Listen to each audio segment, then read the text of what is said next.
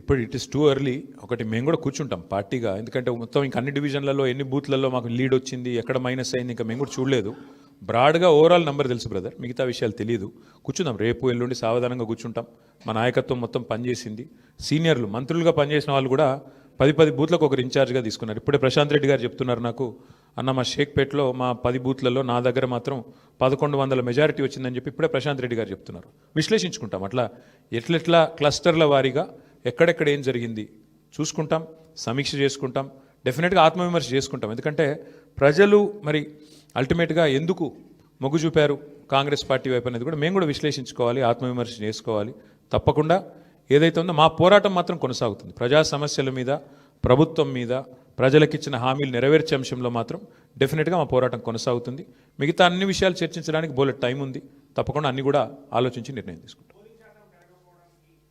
ఇక అది హైదరాబాద్లో మొదటి నుంచి ఉంది బ్రదర్ అది. కాకపోతే ఒక్కటి మాత్రం మా వాళ్ళు నాయకులందరూ చెప్తుంది ఏంటంటే, దాదాపుగా మనం ఇప్పుడు 48.4% మీద ఓటింగ్ అయిందని చెప్తున్నారు. కానీ వాస్తవంగా చూస్తే 70% ఓటింగ్గా చూసుకోవాలి. ఎందుకంటే చాలా ఓట్లు షిఫ్ట్ అయిన ఓట్లు ఉన్నాయి, కొన్ని అసలు ఓటర్లు పేరుకు లిస్టులో ఉన్నా అక్కడ ఓటర్లు లేరు. కాబట్టి ఒక రకంగా చెప్పాలంటే ఇది 65-70% ఓటింగ్ అయినట్టు అనుకోవాలి మనం. కాబట్టి ఓటింగ్ నార్మల్ కంటే పెరిగింది, కానీ ఇంకా పెరిగింటే బాగుండేది అనే భావన ఉంది. ముఖ్యంగా కాలనీల్లో కొంత పెరిగింటే బాగుండేది, జరగలేదు. దానికి కారణాలు పలు రకాలుగా ఉన్నాయి. బట్ చూడాలి, భవిష్యత్తులో అన్నా మారుతుందేమో చూడాలి.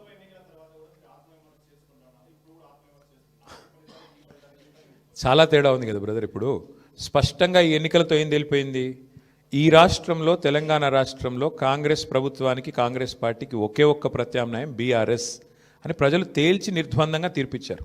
దాదాపు నాకున్న అవగాహన మేరకు మాకు 38-39% ఓటు వచ్చినట్టుంది. ఇప్పుడు కూడా ఇంకా ఫైనల్ అయినట్లేదు.